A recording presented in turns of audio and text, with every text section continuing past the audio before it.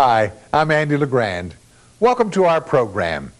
Today we're going to back up, get back to basics, and get right back on top. No pun intended.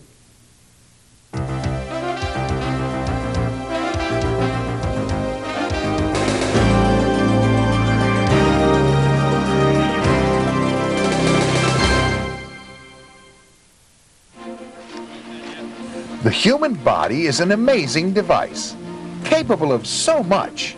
It's efficient, accurate, and hardworking. With the right fuel and rest, the body can go for hours and hours. But it's not foolproof. Accidents can happen. And the #1 target for injury is the back. Back injuries can affect any of us. No matter how strong we are, you could be a Russian powerlifter or a circus strongman and still find your way into a hospital bed. What we need to do is to take precautions, to learn more about how the back operates, how to feed and strengthen it, and how to keep from putting it in danger. Because back problems can lead to pain that just won't go away and permanent disability.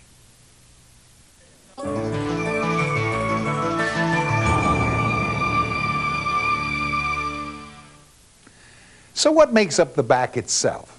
Well, it's a complex system made up of the interlocking bones of the spine, the nerves of the spinal cord, a network of smaller spinal nerves, and the supporting muscles that hold it all in shape. Now, what we actually need to remember about the back is that it's an incredibly fragile system that we should protect with all the backbone we can muster. The shape of the spine is all important. The linked bones of the back, they're called vertebrae, should form what is known as the S-curve. This alignment is the trademark of a healthy spine, where there's no uneven pressure on any one section of the back. This balance means you're least likely to suffer a back injury. However, even a small deviation from the S-curve can cause serious problems.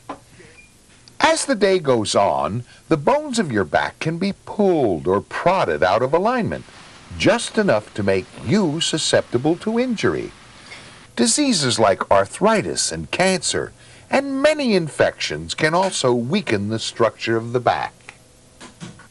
So, if we let our defenses down and our S-curve begins to resemble some other letter of the alphabet, what can happen?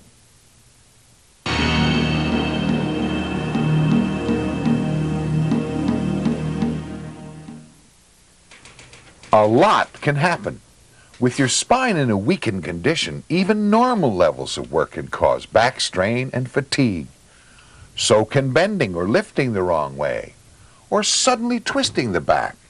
This type of muscle injury hurts a lot, but the problem should clear up after rest and careful exercise. But there's more serious things that can go wrong, and these are much more likely to happen if your S-curve is out of whack. For example, between each vertebra of the spine is a disc, which acts as a cushion. These prevent the bones from rubbing against each other. If you lift from an awkward position, you can cause a disc to tear. The resulting pain is terrible and often disabling. After a while, the shock-absorbing material inside the disc can actually slip out to press against the nerves. An untimely fall may bring on another type of serious injury, a fractured vertebra. This fracture can affect the nerves that send messages from the brain and spinal cord to the muscles of the body. This can cause paralysis below the damaged area. We're not trying to scare you to death, honest, but we do want you to think about that S-curve so that you'll work to keep it in shape. A strong back makes you less susceptible to serious injury.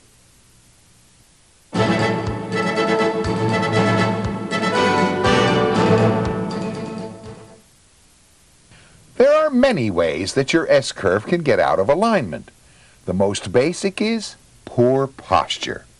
Take a look at the people around you, and you'll notice that everyone has their own way of sitting and standing. Now, everyone's way can't be right, so some of us must not be doing our body any favors. The way you carry yourself has a dramatic effect on the balance of your spine. You may find it hard to believe, but sitting in a chair is very, very stressful on your back. Ask someone who sits all day. To do it right, you should sit so the natural S-curve of your back is perfectly supported against the cushioning of the chair. The idea is to keep stress off your lower back. Your knees should be a slight bit higher than your hips. Both feet should rest flat on the floor. If they don't, then support them with a phone book. Sitting posture in the car is just as critical. The seat should be positioned so your knees are once again slightly above your hips. To be comfortable, you may need to add more lower back support. Use a cushion or a rolled towel. Take a stretch now and then to loosen up your muscles and recalibrate the bones in your S-curve. The same goes for when you're behind a desk. Standing for a long time can be a real chore. It's best for your back if you raise one foot on some support. Keep your back straight and switch feet every half hour or so. You can protect that S-curve while sleeping as well. You should rest most comfortably on a firm mattress. Lay on your side, knees bent, or on your back, your knees supported by a pillow. As you can see, good posture is an around-the-clock job. That's what it takes to keep your S-curve healthy and your back resistant to accidents. That and a couple of other things. One involves your brain, a powerful influence on how your body feels. If your mind says you're stressed out or overworked, your body and your back will agree. Diet is another important factor. Not eating right or having too many pounds around the belly puts a huge strain on your S-curve. Adhering to a diet that's low in sugar, saturated fats, and salt, and high in fiber and calcium will make you feel and look better. And remember to exercise, because physical fitness builds a strong and flexible back. Let's look at some exercises now. They don't take long to do, but boy can they make a difference. First, you must limber up before you get to the serious stuff. Do some jogging in place and some jumping jacks. Then, get it rolling with some sit-ups. Lie on the floor with your knees bent. Slowly, without jerking, reach out and touch your knees. Keep your head in line with your shoulders. Hold this position for a count of 5. When you're finished, slowly return to the floor. Repeat this scenario 5 times. Our next exercise works wonders on the muscle of your back and upper legs. It's called the press-up. Lie on your stomach with your hands out in front. Now, while keeping your pelvis on the floor, use your hands to press yourself up. Hold this for 10 seconds and repeat it 10 times. We'll show you one more. Here we're concentrating on your back and hips. Link your fingers around your knees and slowly pull them towards your chest. Hold this for a 10 count, then repeat it 10 times. Practicing these exercises will strengthen your S-curve. But if you're recovering from a bad back or feel any pain from exercise, remember to seek the advice of your doctor before going any further. Deep breath. Keeping away from stress, eating right, and stretching out all prepare your back for the work to come.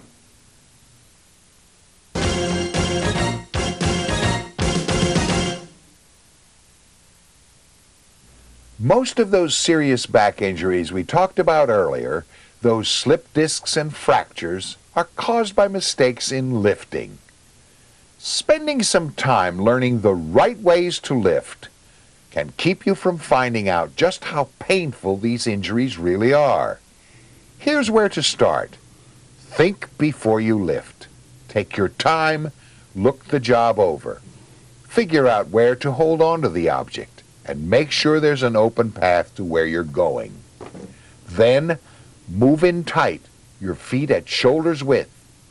Bend at the knees to address the object, not at the waist.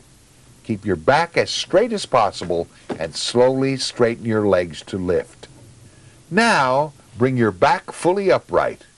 This way the weight will be supported by your legs, not your back. Your leg muscles can take the beating. They're much stronger.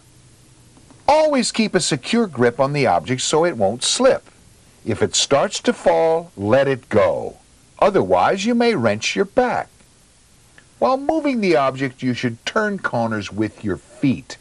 Never twist your back. Putting the object down is just as simple. Remember to move slowly, don't jerk, and always bend at the knees. Ask for help when objects are too heavy or hard to handle. Otherwise, you could do yourself serious damage. Coordinate the lift by counting down from 3.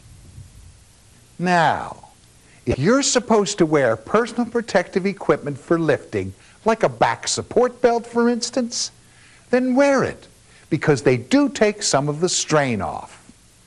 Guess what? We're at the end of our program. Let's do a quick review on back safety. Remember the importance of keeping your S-curve healthy and in shape. That means watching your posture when you're sitting, driving, standing, or sleeping. Avoid stress. It really affects the health of your back. Maintain a proper diet and keep up that exercise program. And finally, use proper lifting techniques. Think before you lift. Remember all the things we talked about today, including the part about accidents and pain. These should send a real shiver down your spine and remind you to practice back safety